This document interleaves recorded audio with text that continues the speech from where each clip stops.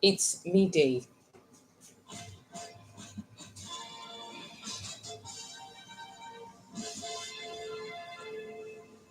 Good afternoon. Here is the midday news on OGBC. My name is Titilope Awobajo. First, the major items. CBN clarifies validity of old Naira note. The Ogun State governor is reiterating commitments to the people's well-being. South Korea has condemned Russia's planned defense deal. The Central Bank of Nigeria (CBN) says there is no truth in reports claiming that the old series of 200, 500, and 1,000 naira banknotes will cease to exist as legal tender by December 31st. The acting director of corporate communications at the Apex Bank, Mr. Sidi Hakama, in a statement noted that the order of the Supreme Court of Nigeria to extend the use of the old naira banknotes still holds indefinitely. According to her, the CBN's directive to all its branches to continue to issue and accept all denominations of Nigerian banknotes, old and redesigned, to and from deposit banks remains in force, while advising members to disregard suggestions that the said series of banknotes will cease to be legal tender by the end of the year. Mrs. Hakama urged Nigerians to continue to accept all Naira banknotes for their day-to-day transactions. In another development, the authorities at the center have dismissed the insinuation that the administration of President Bola Tinubu is copying the economic ideology of the International Monetary Fund and the World Bank. The governor of the Central Bank of Nigeria, Dr. Yemi Cardoso, dismissed the report on Thursday at an engagement of Nigeria's delegation with foreign investors on the sidelines of the ongoing World Bank and International Monetary Fund (IMF) annual meeting in Washington, D.C. The CBN boss insisted that he and his colleagues are fully responsible for the economic decisions as taken. The federal government is worried about the worsening impact of climate change on human health and infrastructure in the country and has therefore seen the need to build a robust and resilient health system. The coordinating Minister of Health and Social Welfare, Professor Ali Pate, led this out at the opening of the Future of Health Conference 2024, organized by the Nigeria Health Watch on Thursday in Abuja. The minister also observed that the country had witnessed significant climate-related disruptions, including widespread flooding and drought in various regions, saying that these environmental shifts have brought with them a sharp increase in climate-sensitive diseases. Professor Pate submitted that preparedness and rapid response were critical to managing the new health realities shaped by climate change, adding that ongoing efforts to prevent cholera outbreaks and respond to other infectious diseases are examples of the preparedness needed to face the challenges head on. Their defense headquarters says that many of the arms and ammunition recovered from terrorists were originally stolen from the Nigerian armed forces and police during ambushes or surprise attacks. The Director of Defense Media Operations, Major General Edward Buba, who made the clarification on Thursday, explained that the personnel of the armed forces do not deliberately supply weapons to the terrorists. While responding to allegations of military complicity in the movement of arms, Major General Buba noted that many of the weapons in terrorist hands were seized during attacks on security forces.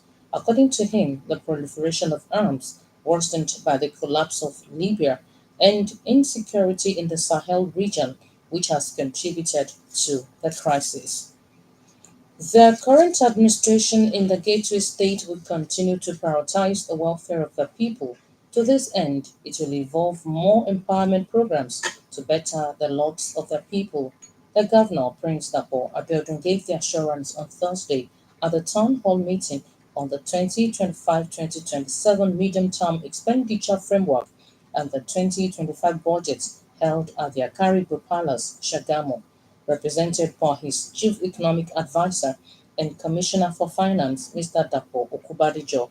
Governor Abiodun reiterated commitment to the development of the state, noting that his administration in the last 5 years has ensured massive infrastructural development across the state.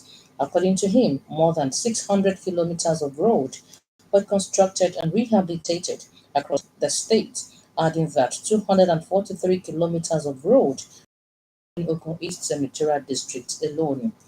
You're leading news on OGBC 90.5 FM. South Korea has expressed grave concern over Russia's bid to seal a defense pact with North Korea, which has been accused of supplying troops to Moscow for possible deployments in its war in Ukraine.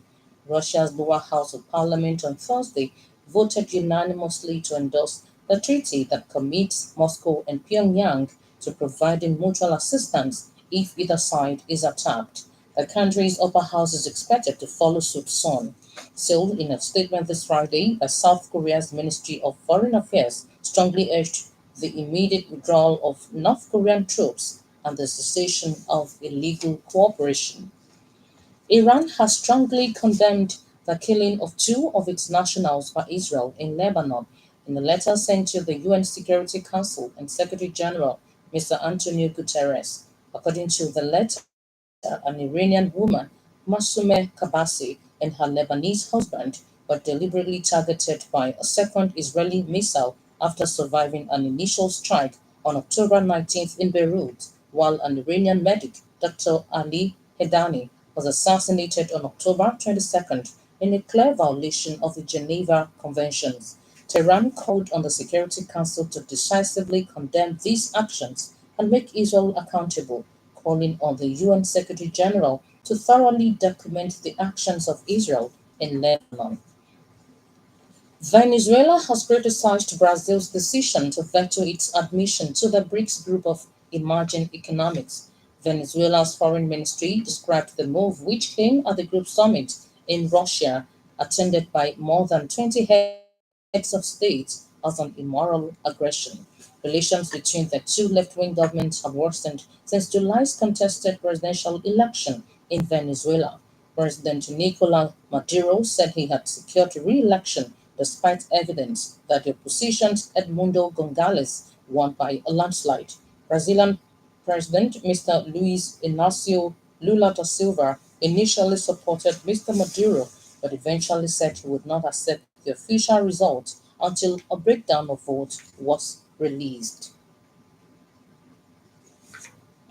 The owners of a container ship that crashed into Baltimore's Francis Scott Key Bridge have been ordered to pay the U.S. government more than $100 million in damages. According to reports, Grace Ocean Private Limited and Synergy Marine Private Limited, the companies that owned and operated the Dali, have agreed to pay, resolving a month-long civil suit. The U.S. Justice Department called the 26th that killed six and sent tons of debris into the river, one of the worst transportation disasters in recent memory. Reports survey that the payment will go to the U.S. Treasury and other federal agencies directly affected by the collision or involved in the response. On sport, Manchester United first-team coach Darren Fletcher has been charged with misconduct by the Football Association following his side 2-1 win against Brentford. Fletcher is alleged to have acted in an improper and confrontational manner and using insulting words towards the match officials during the Premier League victory at Old Trafford on 19th October. United were furious following Brentford opener, which came when defender Matches Delight was forced to leave the field for a third time to deal with a cut on his head. Manager Eric Ten Hag and assistant Ruud van Nistelrooy received yellow cards for their protest, while Fletcher confronted the officials at halftime as they made their way to the tunnel. It is the latest in series of charges across the Premier League. The socio-economic development of their country can be enhanced through a concerted effort. Play your own part for the sustenance of the society. To end the media news, another look at the major items. The Central Bank of Nigeria, in a statement on Thursday by the bank's acting director of corporate communications, Mrs. Sidi Hakama, made it known that the old series of 500 and 1,000 naira banknotes remain legal tender indefinitely, according to the Supreme Court's verdict.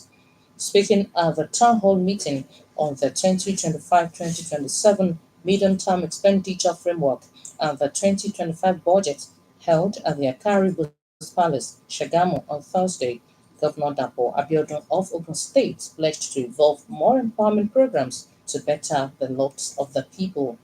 He also heard that South Korea has expressed grave concern over Russia's bid to seal a defense pact with North Korea, which has been accused of supplying troops to Moscow for possible deployment in its war in Ukraine.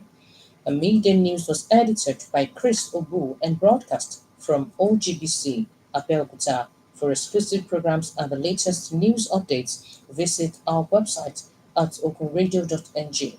Follow us on Facebook at Ogun Radio Abeokuta and on X at OGBC 905 FM. You can also listen